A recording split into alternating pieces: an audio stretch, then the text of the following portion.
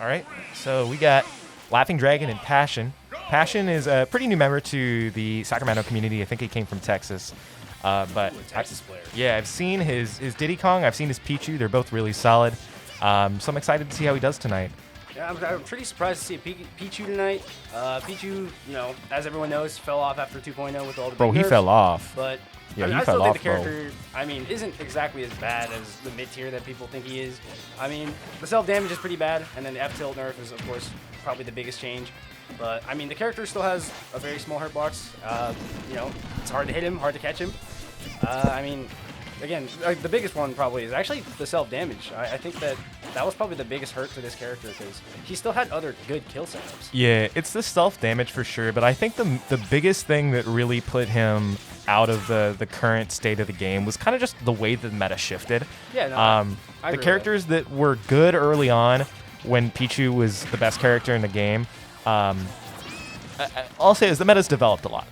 Like the characters that we thought were the best in the game are, some of them are still good, some of them, aren't as fantastic, but the characters that do really well against Pichu are characters that have found their way into the meta. So, swords, characters that can keep up with his speed, like characters with good disjoints and, safe shield pressure. Like, Pichu definitely just struggles a lot with what this game offers now, being, not as good at pancaking moves as Pikachu, and also way lighter and just, a lot less consistent in general. Like, yeah, he just died. Yeah, he died at 70% of that counter.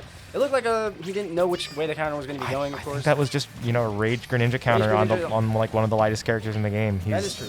It was a bad position for sure, but you can throw that counter out at basically any angle, so it is a mix-up, but yeah. And Lafing having full awareness of being able to counter T-Jolt in this matchup, especially if the Pichu tries to approach with that T-Jolt, he can just counter and stuff out that approach. Because, unlike a lot of other characters with, run-in pill or run-in fireball, Pichu's going to be dying a lot earlier than other characters. Yeah. Wolf is definitely, I feel, just as popular now as he used to be, if not less. I think a little bit less. With Tweak no longer playing the character as often. He played him at Summit this week. Ooh, really unfortunate. The character is still really good. Don't get me wrong. I think that Wolf is like a top 15 character, maybe slightly worse than that, depending on the day, depending on how I'm feeling. But he just isn't quite as disgusting as he was pre-patch. His down smash used to hit like nerfed twice, and it's still good, but definitely a nerf still. Yeah, pre-patch down smash was like probably one of the top 5 moves in the game. It was disgusting. It caught like basically every single recovery in the game. Hit it super far out. It would just kill you at like ridiculous percents. Like I remember just dying at 40 constantly. Yeah. And it wasn't like, I got pushed off at a bad angle and I can't make it back. I just die outright. And I still think, of course, Wolf is a strong character. I still think that he does well against pretty much every single zoner in the game. But, it's unlike Pichu, where Wolf still has very, very good tools for the current meta. He has, footstool out of shield, up B for, out of shield. His nair is good, his fair is good. He has a lot of good tools. Lasers, the best of the spacey blasters. Yeah, he's just a lot less committal as well. Pichu being so stubby, losing the range on that F tilt, like, he really does have to be super up close and personal in a game where every other character is basically just as good at being up close and personal, or has the options to get him off and keep him off. Yeah, plenty of the zoners in this game actually have very good get off me options. Samus, Young Link, to name a few. Yeah, he's dead again. That counter just kills him. He just dies.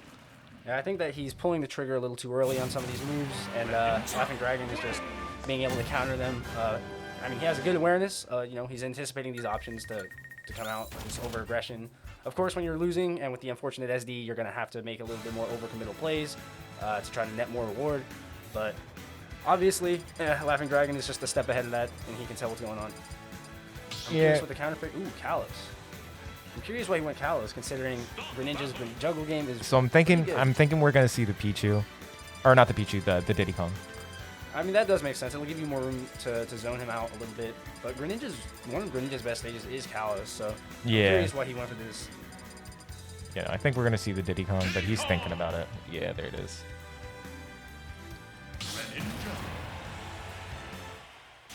Let's see what adaptations Passion can make in this matchup with his Diddy Kong. I think that Diddy Kong is a significantly better character after changes, and you know, compared to Pichu, I think that he is phenomenal compared to him. I think they also just win this matchup. Personally, it's like Diddy Kong can not only keep up with like Greninja's pace, but like actually is really consistent at punishing Greninja's otherwise really safe on shield options like dash attack and nair and fair. And then with Banana, it kind of just disrupts his flow state so much. Like Greninja is like really good at just running at your direction, right? He has so many tools to run in your direction and then hit you and start something like a combo or, you know, throw out some chafe on shield option. But like even if you're at like a safe range to not get like Diddy Kong grabbed out of shield, like bro, he just throws Banana and then he gets a grab anyways. Or if you just run at him, like you have to mix up with shield. Like you can't just go in a straight line. It forces you to play a lot less linear as a character that does generally really well, like in that linear style of play. And he also has that command grab. You know, Monkey Flip is really good at contesting that range. And so if Lafing ever gets too comfortable just shielding, you know, he can get grabbed. And so he has to play his approaches a lot more safe, as Alma was saying. And yeah, no, I definitely agree. This is much better for Diddy Kong than it is for Gonna find the counter. Nice. He's like 3 for 3 on that. Yeah. I mean, Lafing Dragon's really good at anticipating those options. Gets the dash attack, gets out of there. So I was talking about him. I was talking about this with Laugh earlier today before the bracket. That I think he's a really, really good player, but sometimes it's just like he starts to get like antsy in a sense that like, you know, you can see him like really trying to go for like, this is the best potential move to hit in this situation, but it's never the safest, right? It's never the most guaranteed. Like when Greninja's a character that can kind of just run around like down tilt, like forward tilt, like fade away, like he's looking for that fastball back air because he thinks he's going to get something else out of it. It's like, bro, you don't have to do that. Like Greninja has these safe options. Yeah, no, you don't have to commit to very many like big options with this character. And again, I mean, yes, Diddy Kong can control that, you know, more linear play style as you were talking about. So I think that, you know, you do have a lot of safe, like there it is. options. Yeah. That down tilt is very, very good at poking. The nair is safe on block. You know, the character has a lot of good tools at just being ambiguous, and despite, you know, being kind of chokeholded into a certain style of play against this Diddy Kong, you still have plenty of options to run around. And again, you were talking about how Greninja loses the matchup, but it's not one of those matchups where you don't have any tools to combat. Yeah, no, I don't think it's a bad loss. Like, I think that this is like probably like a 55-45, like maybe like a -1 at worst for Greninja, but like it's doable for sure. It's one of those matchups where I think whoever is playing the matchup better will just win. It's not like, oh, this character has one option that just destroys this other character in every single situation. I just think that Greninja, in general, has to work a tiny bit harder than Diddy Kong does, and that's the only thing that separates it. And also, we've seen from Lafing Dragon, and I gotta say from personal experience, he's very, very strong at adapting to your playstyle, controlling the pace while also, you know, reading your own pace of the game. And like, as we can see, this game is even despite him, you know, losing his stock first. And I mean, he's an incredible player for being able to do such, you know, being able to just control the pace of the game. While yeah, he's happy. He's definitely happy on this stage. I will say that. I think that Laugh is one of the more susceptible players in our area to stage counter picks because there are stages that he just opts to constantly that he's just super comfortable on. Like overall, like his play just looks so much more polished. But you know, when he's forced off of those stages, like he can definitely struggle. Like he's a pretty level-headed player, and you can see him actually like get tilted in certain situations when he doesn't have a stage that really works with his character that well. Because you know he's labbing these upbeat platform cancels and shit like that, and when that's no longer an option because he doesn't know the spacing, he struggles. But this is a good stage for him, and you know, despite being down basically the entire game, like he's not like overly fishing for any super unsafe options. He's just picking consistent, solid, safe moves and not overextending as much as we usually see him do it. And we're seeing him go stock for stock, and you know, again, his adaptation is very, very strong. Oh, obstacle for the kick of Monkey Flip instead of the grab on the block.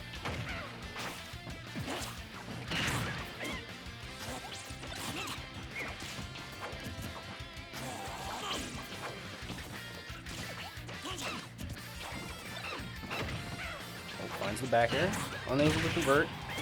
That's big damage from Passion. He's able to finds the dash attack. Okay, Reads the air gets it dodge. started. Nothing out of that second dash attack, though. A little impatient on that. Yeah. That forward smash, or up smash. So the one thing I'm seeing is I feel like when Laughing Dragon is getting the banana, which isn't super often, he's kind of just running and throwing it. I think that he's just like, the muscle memory is kicking in so much for like, oh, you know, I want to run up and set up for a dash attack or something like that. And he just throws a banana and wastes it and then just gives it straight back to Diddy Kong every single time. Yeah, being able to utilize Diddy Kong's banana against him is one of the, the biggest aspects of this fight. It doesn't even have to be like utilizing it against him that just well, but just preventing controlling him from being able to use it as consistently. Like, even if you're just holding on to it and like forcing him to approach with neutral B, now all of a sudden he has to approach you because he doesn't have an option or a projectile to just run at and throw at you with. Because you can still neutral B with banana in your hand. Ooh, that jump on the up smash, putting him above. And that's going to be a kill for sure. Smash to punish. I think that Diddy Kong was the correct pick for at least game 2. I'm curious to see what stage that Laughing Dragon actually wants against Diddy Kong.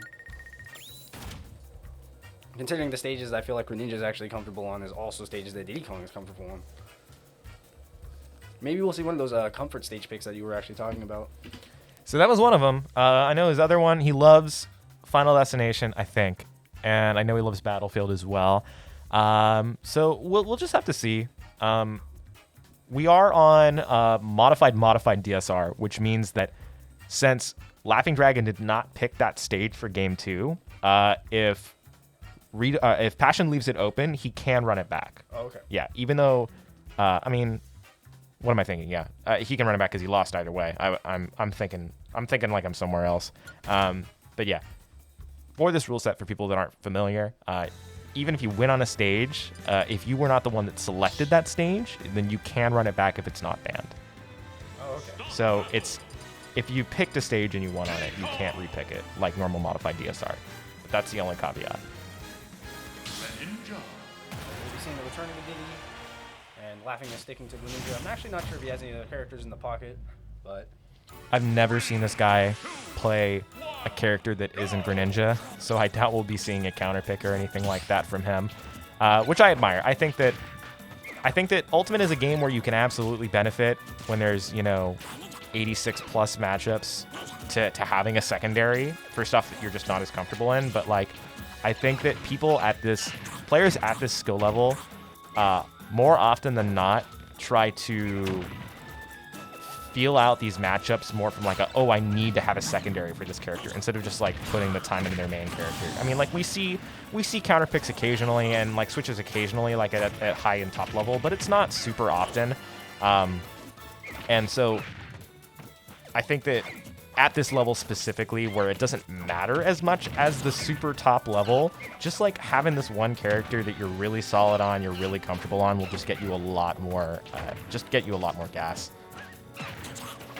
yeah, he's definitely a very, very good character specialist in Greninja. Yeah, and I mean, Greninja is a good character, period. So, like, I don't think that Greninja, like, overwhelmingly loses any, like, 1 or 2 matchups that are just so polarizingly bad that you need a secondary for them. It's like, there are certain top tiers that are like, this matchup is fucking unplayable, right?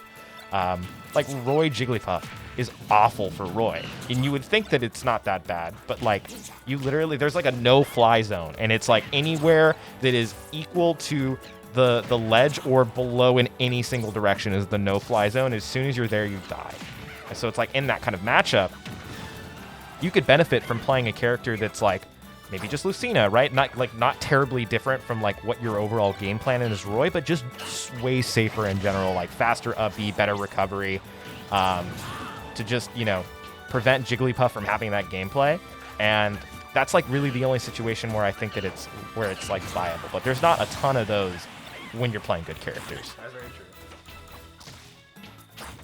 Yeah, Passion's from Texas, but he's new to Sacramento. Oh, really unfortunate up B. Lafing is down, unfortunately, 2-1 though. We can see if he can find any adjustments to his play to make the 2-1 comeback.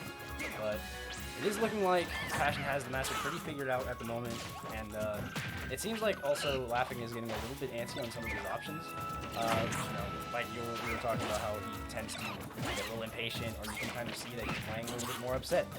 And it does seem like he's being a little bit more rushed out and hasty, and much definitely faster than he needs to be. Yeah, man, he's just getting impatient. Oh, he did? Interesting. I think he beat him the last time they played too, but good for Choji. Oh, Strike definitely went Peach. Yeah, that's what it is.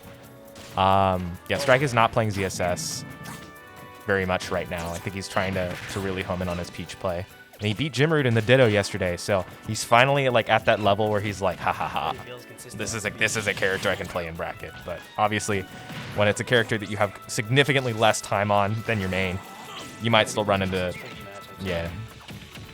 I'm actually not sure exactly how Peach Samus would go, but I'd say that's probably a pretty heavy Samus favor matchup. You don't really have to deal with Turnip that much. Ooh, nice down smash. Yeah. You don't really have to deal with getting like Turnip Snipe too much when you're recovering as Samus because of your Morph Bomb and just like how that shifts your momentum and your body around. You become so small. Very, very ambiguous with when you recover. And then just like, you know, Charge Shot in general makes it really, really hard. Like, Samus just covers all of like Peach's approach options. Like if she wants to go in the air, like Samus covers. Like if she wants to approach grounded, like Samus covers. It's just like really hard. Okay. Holding onto the banana, throwing it off stage. These are super committal options. Going for the fair, daring to the platform. It's going to be a back throw. Not quite dead yet. This is a big stage. Even though the horizontal blast zones aren't super wide. Still a big stage. Oh, gonna find the F tilt, and that's it. Max range. That move is really good. Reverse 2-0 from Passion. Looks like it's a very, very strong counter pick indeed. All right, you're up next, buddy. You're up next.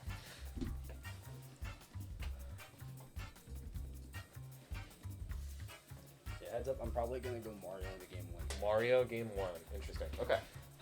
If you're on the left setup, make sure you're player 2, right setup, or left setup player 1, right setup player 2 for sure. You know, I'm not trying to play Peach Bowser. I feel you on that one. But so yeah, left player 1, right player 2.